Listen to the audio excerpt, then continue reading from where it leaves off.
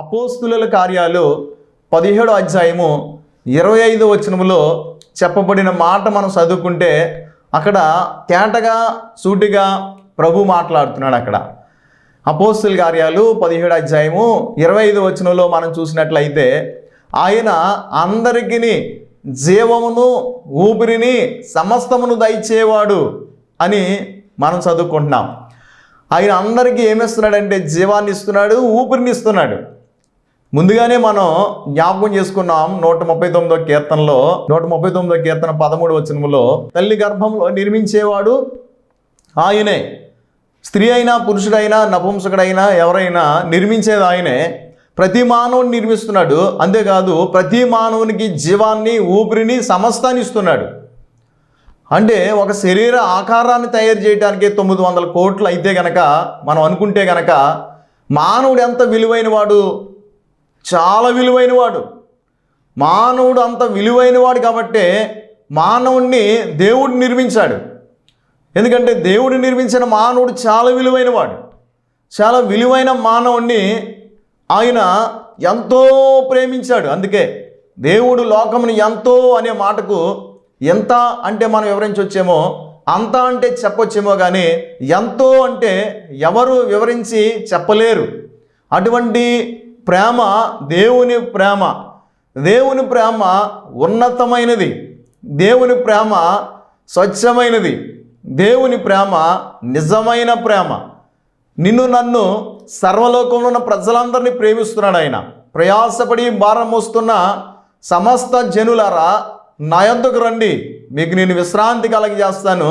నేను సాత్వికుడిని, దీన మనసు గలవాడిని, నా యొద్ద మీరు నేర్చుకోనండి అని ప్రభు చలవిస్తూ ఉన్నాడు. కాబట్టి ప్రభువు గొప్పవాడు, ఆయన సర్వశక్తిమంతుడు. మానవుడు ఎంత విలువైన వాడు ఏమండి మనం చూసాం.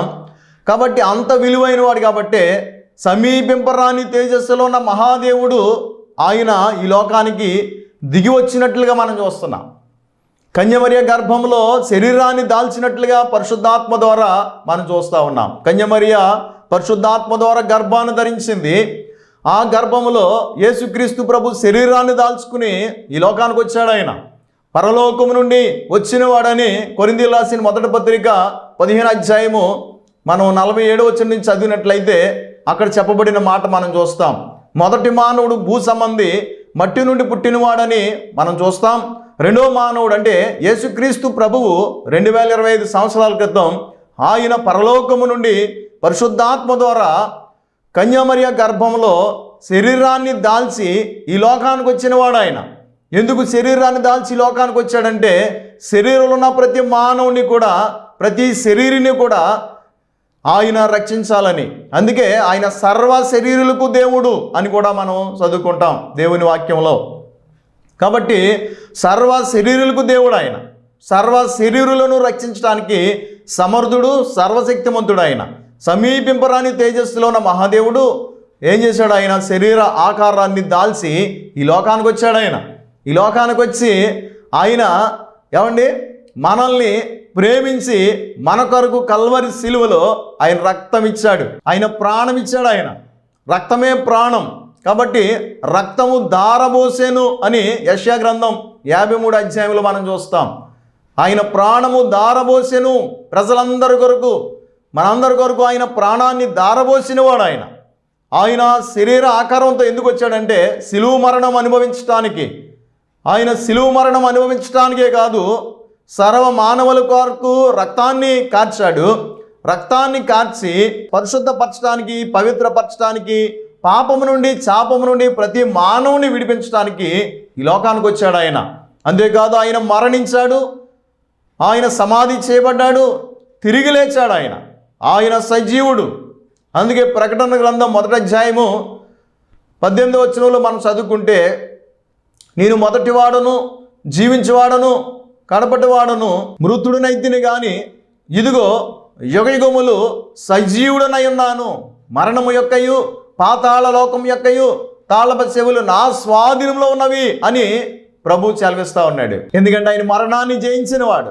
మరణం తర్వాత నీ జీవితం ఏంటి అని అడిగారు అనుకోండి, ఎవరినైనా చెప్పలేరు ఎవరు, ఏ మానవుడు. ఎందుకంటే మరణం తర్వాత జీవితము ఏంటో తెలియదు మానవుడికి.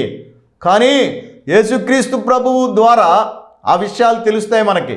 ఎందుకంటే ఆయన మరణాన్ని జయించాడు. మరణం తర్వాత నిత్యత్వం ఉందని ప్రభు చెప్పారు. అందుకే యేసుక్రీస్తు ప్రభు మరణాన్ని జయించిన దేవుడు, మరణాన్ని జయించిన సజీవుడు ఆయన. మరణం యొక్కయు పాతాళ లోకం యొక్కయు తాళపు చెవులు నా స్వాధీనంలో ఉన్నవి అన్నాడు ఆయన. కాబట్టి ఆయన రక్తం ఇచ్చి కొన్నాడు. ఆయన రక్తం ఇచ్చి మనల్ని విలువ పెట్టి కొన్నాడు. చూడండి, కొరింథీయులు రాసిన మొదటి పత్రిక 6వ అధ్యాయము 20వ వచనం చదువుకుంటే అక్కడ క్లియర్గా ఉంది. రక్తం ఇచ్చి కొన్నాను అన్నాడు ఆయన. మీరు విలువ పెట్టి కొనబడ్డవారు కనుక మీ దేహంతో దేవునిని మహిమపరచండి అన్నాడు ఆయన.